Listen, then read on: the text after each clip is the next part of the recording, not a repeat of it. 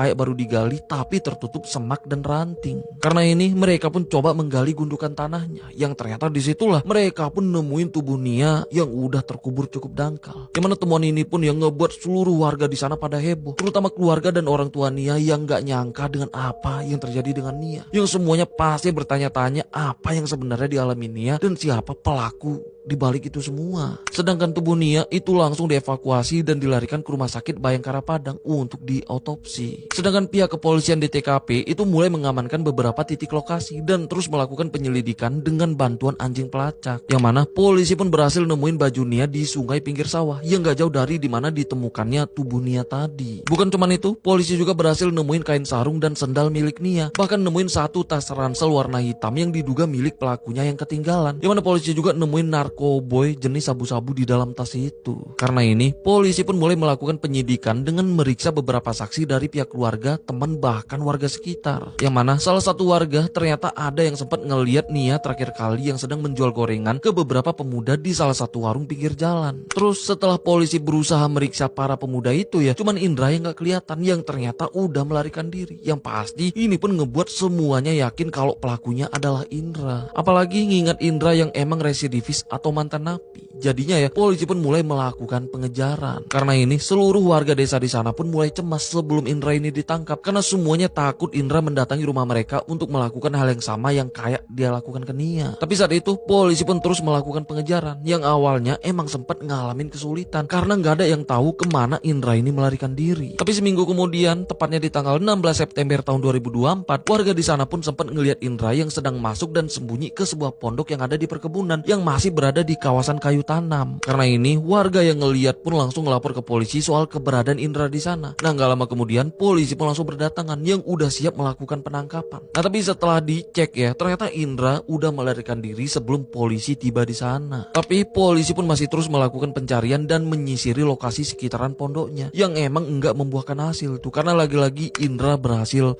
melarikan diri. Tapi 3 hari kemudian di tempat yang lain ya, seorang warga desa di sana yang bernama Buyung itu sempat mencurigai adanya pemuda yang gak dikenal sedang duduk di depan rumah ini yang ada di desanya, yang padahal rumah ini kosong tanpa penghuni. Karena saat itu kabar soal Indra ini yang emang menggemparkan seluruh warga di sana, karena semuanya tahu kalau Indra ini belum ditangkap. Jadinya Pak Buyung ini takut dan curiga kalau pemuda yang sempat dia lihat itu adalah Indra yang sedang sembunyi di rumah ini. Jadinya Pak Buyung pun berinisiatif buat minta kunci rumah itu ke pemiliknya buat ngecek isi rumahnya. Nah setelah pintu rumah ini berhasil dibuka, dia pun sempat ngelihat ada bayangan di sisi dalam rumahnya. Nah karena curiga Indra benar-benar ada di dalam ya, jadinya dia pun langsung manggil warga lain buat melakukan penangkapan.